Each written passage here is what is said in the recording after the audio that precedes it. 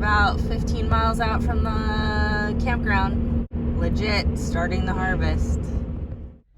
So sometimes the start of the harvest is a little bit chaotic. They try their best to get everything lined up ahead of time, but a lot of times stuff just comes up, things change. You have to be open and flexible. So I went to check in. I went ahead and did the COVID test. It really wasn't bad. I was terrified actually that it was going to be horrible, but they only stuck it in maybe an inch and a half. It didn't go up to my brain like some of the videos I've seen.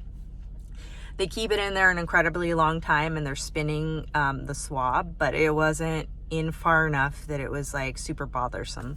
So that's a relief, because I was actually had a lot of anxiety about that.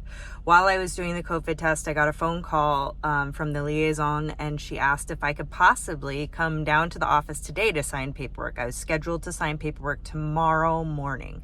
So if I come down today, then I can actually take care of all the paperwork and housekeeping items, and I can start work at 6 o'clock tomorrow morning.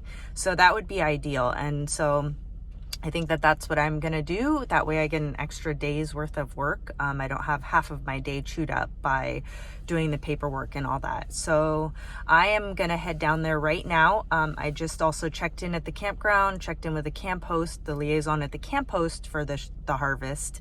And she showed me where my site was and the facilities and a quick lowdown of that. So I should be able to just get settled in, no problem. So now I'm off, a little backtracking, but I'm going to go back to where, back towards the way I came, which is where the office is, to take care of all the paperwork, the final employment paperwork. And then after that, I'll come back out here. I'll probably have half a day maybe of downtime. And then tomorrow morning, 6 a.m., I'll be out at the pilers. All right, just finished my orientation. It's a 2-hour orientation. That's what they pay you for anyway. Mine was a little bit shorter. Go in, fill out paperwork. They check your ID, and you sit through this orientation video about safety and precautions and all that. You get the lowdown on specifically which piling site you're going to be working, and the hours and the shift and the position and all that. And then they have you pack in. So I am done now, and so now I know which piling site I'm going to work at. I'm going to be starting work at 5:15 tomorrow morning, which is early. So as a result, it's like extra driving, but I actually think I'm going to drive out there right now, just because at 5 o'clock in the morning when it's dark, I don't want to be like wondering where I'm supposed to go. I don't want that stress. Hit the ground running. Hey, how fun is this? This site isn't even started yet, so I think tomorrow morning will be like the kickoff to this site. They've been doing pre-pile, but apparently not here. So that's going to be fun to start it out from the very beginning. So check it out. So there it is. It's windy. You probably can't hear anything. That's where the piles will start, right on both of those sides. So that's 2 pilers there, and then one off in the distance, and then a piler here as well. And the beets will come off here, and the pile will start here and work its way that way. So, and then that is the scale house. So the trucks will come in down this road, get weighed in at the scale house, and then be sent to one of these 4 pilers. Neat to see it before any of the piles get started. So that's the piler. The trucks will come in and they will back up to the end dump. They will dump their beets. The beets will go into this bucket. The bucket raises them up the conveyor. The conveyor shoots them out the end of the boom.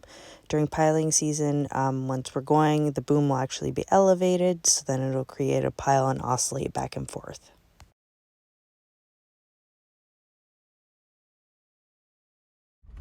Ooh, this is a very different campground from the one I had in Minnesota, which was like a lump of grass.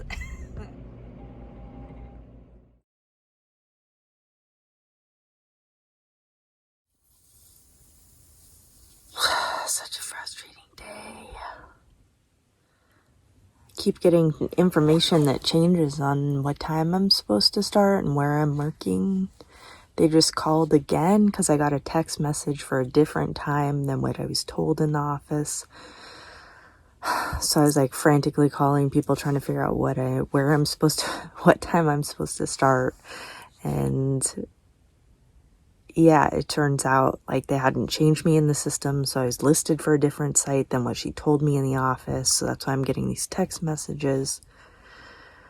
But what time she told me in the office was right, but then the information I was told about how long the shifts were going to be is wrong. So I was told I could work 12 hours, like shifts are normally 9, but you could actually work up to 12, but not the site that I'm at because there's a noise ordinance. So you actually can't extend your shift longer. It's like set shifts, 2 set shifts instead of being around the clock like some of the other sites. That's super depressing. I was kind of banking on being able to work 12-hour shifts and accrue a lot more overtime, and it's not going to happen. But I can't do anything about it at this point. So, and then also I was told that the shift started at 6 originally, like weeks ago, and that's not the case. They start at 5:15. Which is kind of gross because that means you're like driving at 4 something out there, like 4:45 I probably have to leave, which is a big difference between leaving at 4:45 and leaving at like 5:30. That's a huge difference.